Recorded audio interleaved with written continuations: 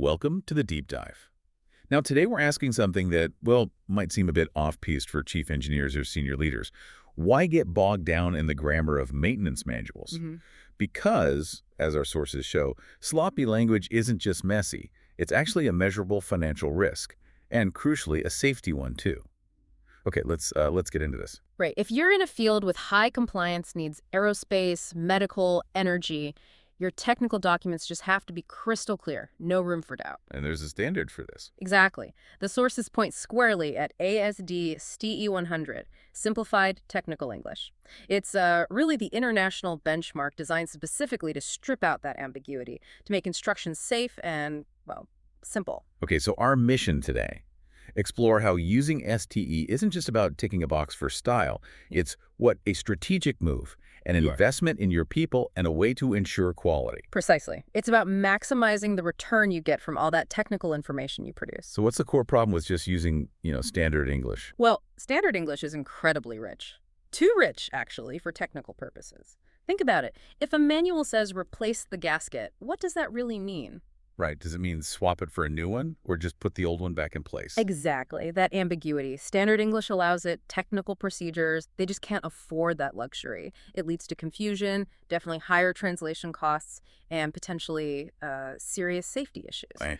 You mentioned safety. That Black & Decker example you found was quite stark, wasn't it? It really was. A critical safety warning buried right at the end of a long procedure. Why?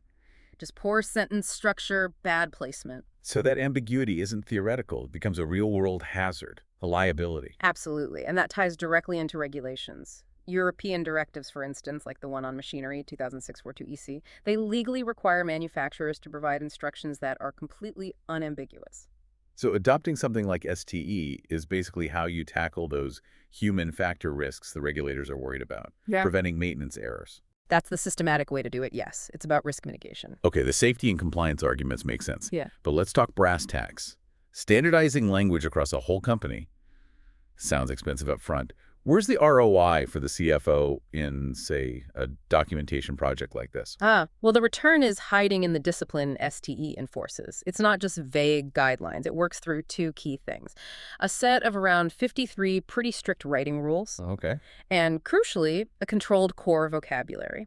Only about 900 approved words. 900 words. That sounds tight. It is. And that's the power. The golden rule is use only the approved words with their single approved meaning, one word, one meaning, globally. Right, and that standardization must have knock-on effects, financial ones. Definitely quantifiable ones, because STE cuts out redundant words, jargon, complex sentences.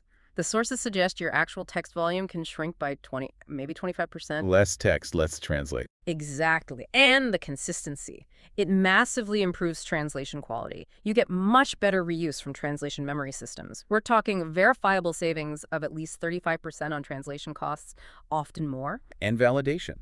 Getting experts to check the document. That improves too. See, with vague language, a subject matter expert might just glance and say, yeah, that looks about right.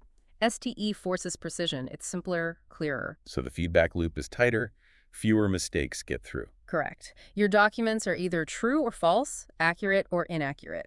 No gray areas. This means technical validation is quicker, more effective right from the start, better quality, faster. Okay, so you need the standard, but making it stick requires embedding it, right? Training. Absolutely. And this is where specialist expertise comes in. The sources we reviewed frequently mention Schufrin's tech docs. They've been implementing STE for, 44 years now? Wow, that's quite a track record. It is. And interestingly, about 60% of their clients are now outside the traditional aerospace and defense sectors.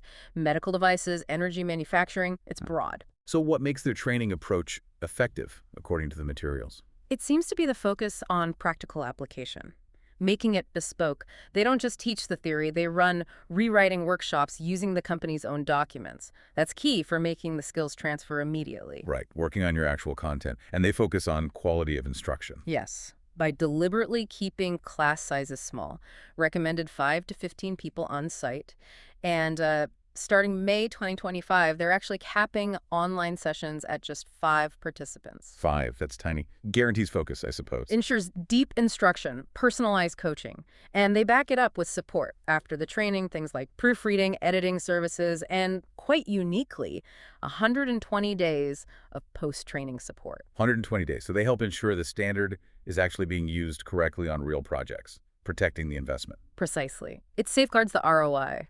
They also mentioned delivering this globally, consistently across different time zones: Europe, Asia, the Americas, Middle East, Africa. Okay, so wrapping this up, for you, the listener, the key takeaway seems to be STE isn't just some niche style guide.